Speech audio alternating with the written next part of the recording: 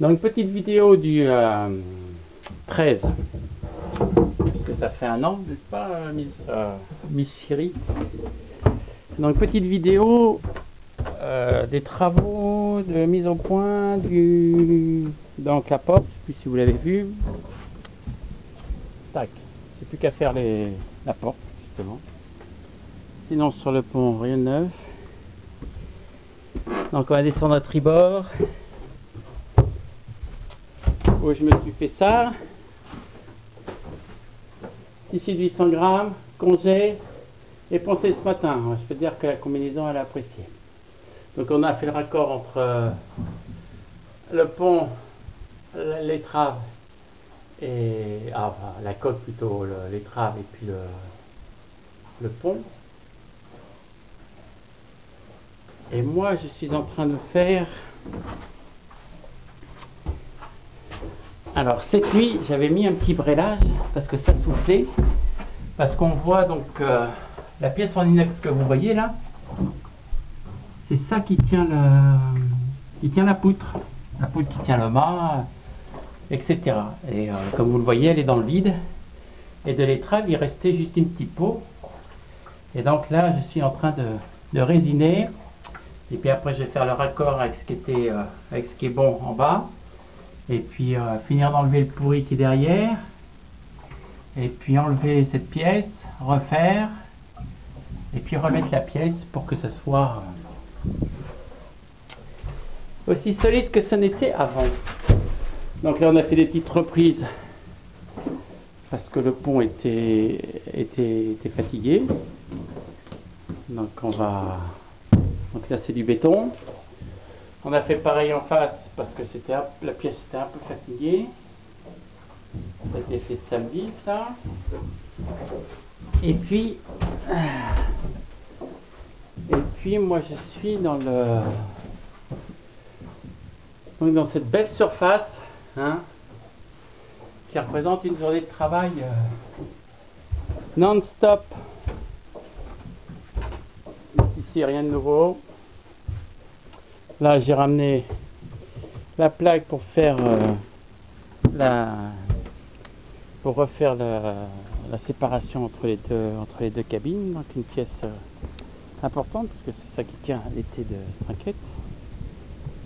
On va faire un petit tour sur le pont pour vous montrer un peu le brelage que j'ai fait. C'est le terme technique. Donc là je marche sur des zones qui avant étaient un peu, mais maintenant on est tranquille. Donc voilà. Donc j'ai mis le tangon.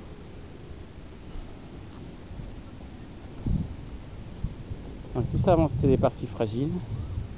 Donc j'ai mis le tangon, un serre-joint pour pas que la poutre recule, cette pièce là pour faire bras de levier, le tangon pris avec des palans sous la coque pour tirer vers le bas. Et c'est ça qui se soulevait un peu cette nuit là. Donc on voit le pont là qui est mou. Et donc on va voir les traves. Et les traves ici, tu vois, je sais pas si vous voyez avec mon doigt, je sais pas si on voit mon doigt d'ailleurs. Voilà, ça y est, je suis en train de le strater, mais il n'y avait plus que... On sent que c'est creux. Donc voilà à quoi on s'amuse. Donc normalement on peut monter sur les trampolines.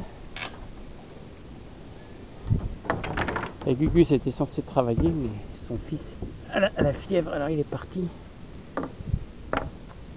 Et j'espère qu'il a fait un peu de travail quand même. Ouais, il a fait ici dessous là. Donc voilà, je vous ferai pas un gros plan sur ma voisine parce qu'elle est allongée, elle bronze. Donc nous sommes à J-10 et on voit Moorea, ouais c'est ça, sans nuages, bien boisé, tout couvert de forêt. Et les rouleaux juste en dessous là-bas, sur le corail.